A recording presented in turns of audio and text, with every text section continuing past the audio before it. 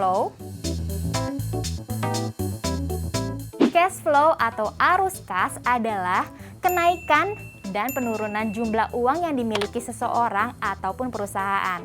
Cash flow ini bertujuan untuk menggambarkan uang yang dihasilkan dan dikonsumsi pada periode waktu tertentu.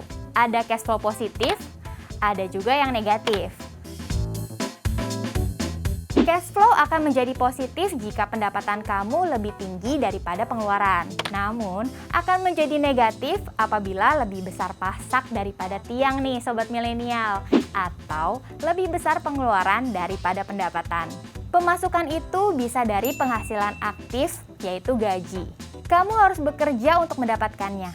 Ada juga penghasilan pasif yang kamu dapatkan dari aset yang sudah kamu miliki, atau bahkan pendapatan dari investasi setiap bulannya. Lalu, pengeluaran juga ada beberapa macam. Ada pengeluaran tetap yang wajib dibayarkan. Misalnya adalah bayaran cicilan, bayar kosan, asuransi, dan sebagainya. Kemudian, ada pengeluaran tidak terhindarkan.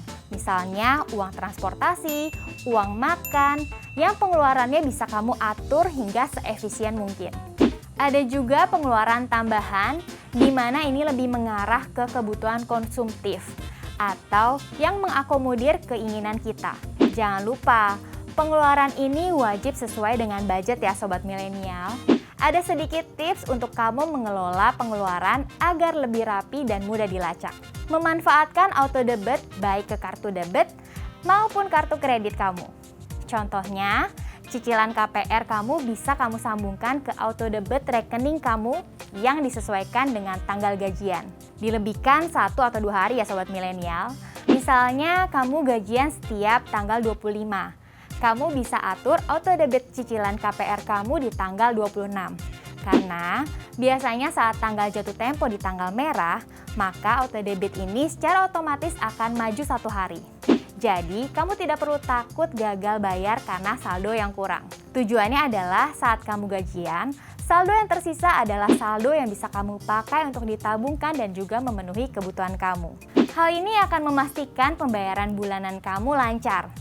Tapi ingat, yang dibayarkan setiap bulan harus yang bermanfaat ya. Bagaimana cara membuat cash flow pribadi? Penghasilan sebesar apapun tidak akan ada artinya jika kamu tidak efektif dalam mengatur cash flow kamu.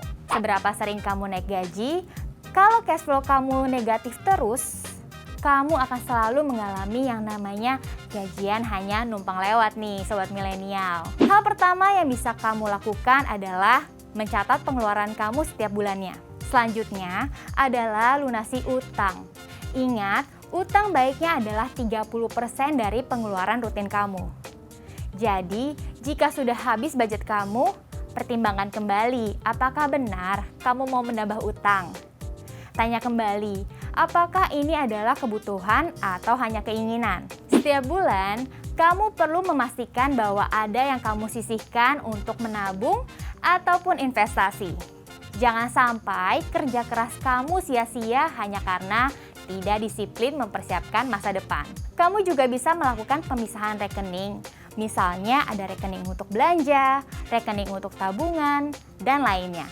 Buat rekening belanja terhubung dengan aplikasi belanja.